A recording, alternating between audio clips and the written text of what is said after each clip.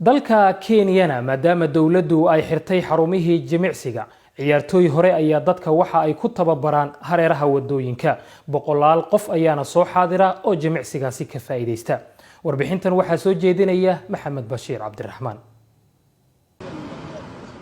iyadoo aysan jirin meel kale oo lagu tababarto dadka deegaanka ayaa u rogay dhinacyada ama hareeraha mid ka mid ah wadooyinka waaweyn uguna mashquulka badan ee Kenya xarun ay jirkooda ku dhisaan dawladda Kenya ayaa xidhay dhammaan xarumaha tababarka isboortiga bishii Maarso ee sanadkan taasi oo qayb ka ah tallaabooyinka lagu xakameynayo faafitaanka cudurka coronavirus tani ayaa ka dhigtay Evelyn Akinyi iyo kuwa kale inaysan haysanin fursado kale oo aan ka ahayn inay raadsadaan meel ay ku jimicsadaan waxayna door bideen buundada marta Kisumu ee u dhow harada Victoria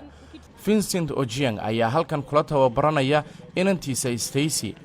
waxa uu filanayay inuu ku matalo Kenya tartanka koobka adduunka ee Taekwondo ee Shiinaha dabayaqada sanadkan taa beddelkeedana wuxuu ku ordayaa buundo aad u liidata oo wasakhaysan